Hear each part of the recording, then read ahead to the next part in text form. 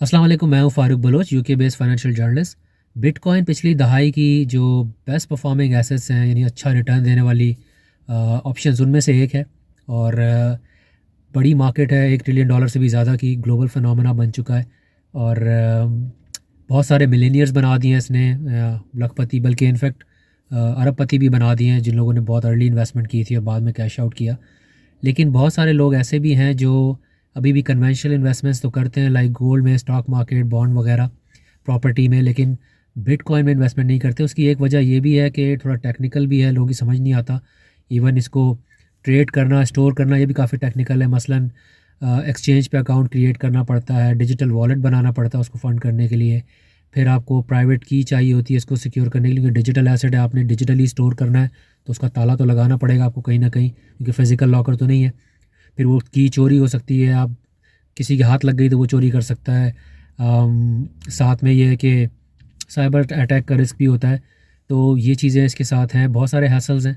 लेकिन फ़र्ज़ करें कि अगर ये सारा काम कोई मैनेजर कर ले, आप एक मैनेजर हायर कर लें जिसको आप तनख्वाह दे दें या फ़ीस दे दें, और वो आपके बिहाफ पे ये चीज़ कर ले, यानी आपकी इन्वेस्टमेंट को, आपके पैसों को मैनेज करे, क्रिप्टो में, बिटकॉइन में ट्रेडिंग करे, इन्वेस्टमेंट करे, और आप उसको उसके बदले में कुछ सैलरी दे दें, तो ये काम कितना आसान हो जाए।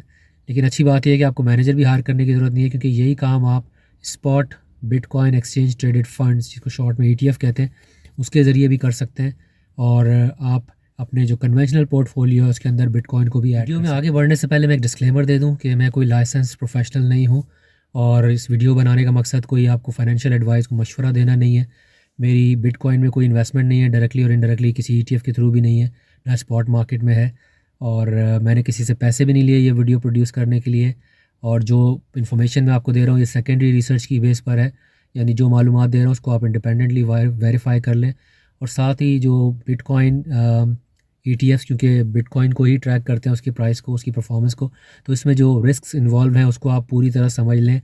स्पेकुलेटिव नेचर है, हाईली रिस्की एसेट है, रेगुलेटरी कंसर्न्स हैं इसको लेके, और सेफ्टी कंसर्न्स भी होते हैं ऑब्वियसली।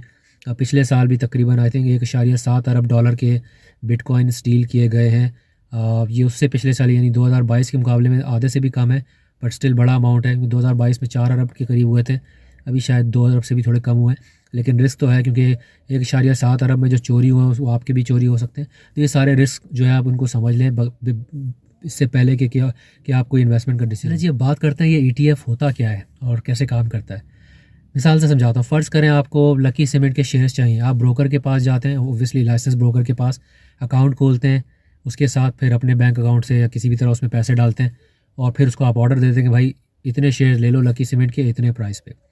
लेकिन ये भी तो हो सकता है कि आपको सिर्फ लकी सीमेंट नहीं चाहिए, आपको DG खान सीमेंट भी चाहिए, इनफैक्ट आपको हपको भी चाहिए, आपको एंग्रो भी चाहिए, मीज़ान बैंक, हबीब बैंक का भी चाहिए, मारी पेट्रोलियम का भी शेयर चाहिए। फ़र्ज़ कर ले 10 मुख्तलिफ़ कंपनीज़ के शेयर्स चाहिए। आपको लगता है ये 10 कंपनीज़ जो अच्छे डिविडेंड देंगी अगले 8-10 साल में, और मैं बहुत प्रॉफिट बनाऊंगा, तो फिर क्या करना होगा? आपको 10 ट्रांजैक्शंस करनी पड़ेंगी, क्योंकि 10 कंपनी सेलेक्ट की हैं तो 10 की अलग अलग शेयर लेने पड़ेंगे।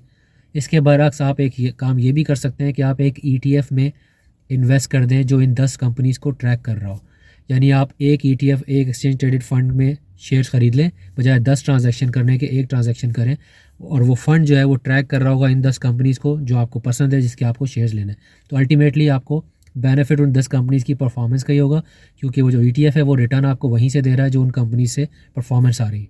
बिल्कुल इसी तरह जब आप स्पॉट बिटकॉइन ETF के अंदर इन्वेस्टमेंट करेंगे तो वो भी इसी तरह काम करता है। वो आपको शेयर दे देगा उसके बदले में, और जो पैसे वो आपसे लेगा वो जाके स्पॉट मार्केट में, यहाँ स्पॉट मार्केट की बात करूँ, डेरिवेटिव्स या फ्यूचर की नहीं, वो स्पॉट मार्केट में उतनी ही मालियत के बिटकॉइन ख़रीद लेगा और उसको होल्ड कर लेगा। इसका मतलब ये है कि अगर एक फ़ंड क्लेम करता है कि उसके पास $10 अरब के एसेट अंडर मैनेजमेंट है, यानी इतनी इन्वेस्टमेंट वो मैनेज कर रहा है, इतना कैश मैनेज कर रहा है, तो अगर वो इन्वेस्टेड अमाउंट आ रहा, तो इसका मतलब उसके पास इतने ही बिटकॉइन भी होने चाहिए, इतनी मालियत के उसके रिज़र्व्स के अंदर।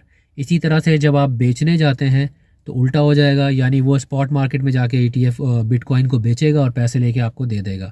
यानी वही मिसाल जो मैंने शुरू में दी थी कि ये आपके लिए एक मैनेजर के तौर पे काम कर रहा है, और सैलरी की जगह यहाँ फ़ीस ले रहा है वो आपसे। और क्योंकि आप के लिए ये चीज़ आसान कर रहा है, कन्वीनियंस है। मसलन आपको एक्चुअली उसको बिटकॉइन को ख़ुद अपने पास होल्ड नहीं करना। जैसे अगर आप डायरेक्ट स्पॉट मार्केट में जाते हैं तो आपको BTC ख़रीद के ख़ुद ही अपने पास स्टोर करना पड़ता है। फिर obviously exchange account, digital wallet, security की ये सारी चीज़ें आ जाती हैं।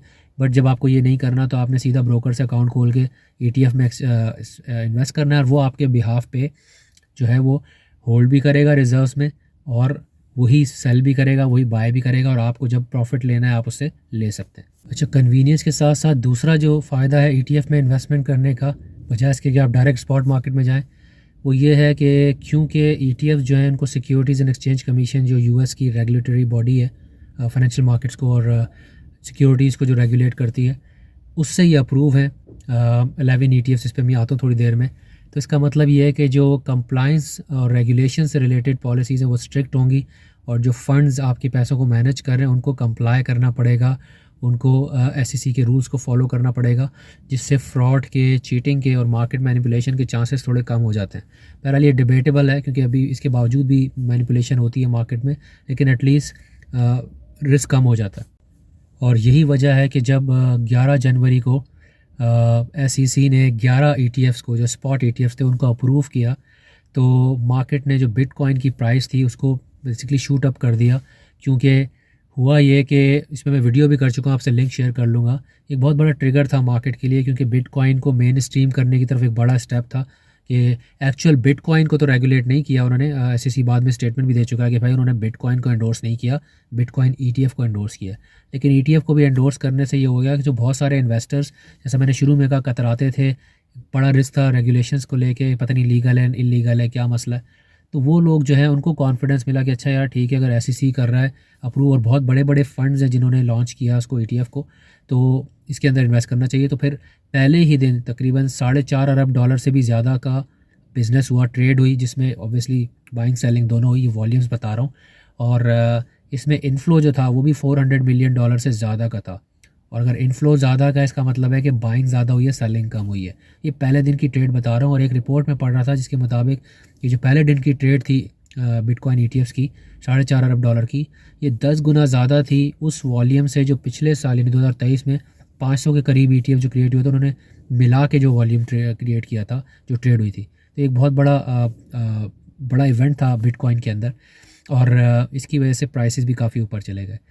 बट इसमें दूसरी तरफ ऑब्वियसली जैसे मैं बता चुका हूँ, रिस्क्स भी मौजूद हैं, जिसका मैंने डिस्क्लेमर में ज़िक्र किया, तो वो भी जहन में रखने ज़रूरी है। अब अगला सवाल आता है कि जी इसमें इन्वेस्ट कैसे करें। तो ऑब्वियसली ये 11 ETFs हैं जो कि लॉन्च हुए हैं, और इनमें से किसी को भी आप पसंद कर सकते हैं, सेलेक्ट कर सकते हैं, और एक ब्रोकर, ऑब्वियसली लाइसेंस ब्रोकर, उनकी ऐप्स भी होती हैं, उनके ज़रिए आप अकाउंट खुलवाएंगे, फिर उस अकाउंट में आप पैसे डालेंगे, वो आप अपने ऑनलाइन वॉलेट से जैसे भी डालें उसको फ़ंड करें, और वहाँ से फिर आप ऑर्डर क्रिएट करेंगे कि भाई, ब्रोकर को बताएंगे कि मुझे फ़लाने ETF के अंदर इतने शेयर्स चाहिए। तो इस तरह से आप इन्वेस्ट कर सकते हैं। अब अगेन किस में करना चाहिए, 11 में से कौन सा अच्छा है? वेल, मैं इसके ऊपर कम अज़ कम इस शॉर्ट वीडियो में तो बात नहीं कर सकता। May be this is a topic for another day, क्योंकि देखना पड़ेगा। अभी तो सिर्फ 2-4 महीने ही हुए हैं, और साथ ही में किसने क्या रिटर्न दिया है, पीछे ओनर्स कौन है, क्योंकि ग्रे स्केल है, उसको लेके कुछ पास में ख़बरें आई थी जो पॉजिटिव नहीं थी। और इसके अंदर जो लॉन्च करने वाले हैं, एक आई थिंक और है शायद कैथी वुड का। तो ये सारे वो लोग हैं जिनका मैं पास वीडियोस में जिक्र करता रहा हूँ, जहाँ पे मैंने बिटकॉइन को लेके जो रिस्क्स हैं, इसका जो स्पेकुलेटिव नेचर है, उस पर बात की थी। तो ये सारी चीज़ें देखनी पड़ेंगी। तो आज की वीडियो में तो इसमें बात नहीं करूँगा, मे बी इन फ्यूचर जब मुझे टाइम मिल जाए, and hopefully it will not take long. कोशिश करूँगा ज़्यादा टाइम ना लगे, क्योंकि इस वक्त बिटकॉइन हॉट चल रहा है, तो उस पर बताया जाए। तो आपसे जल्द दोबारा मुलाकात होगी। अपना ख्याल रखिएगा। अल्लाह हाफ़िज़।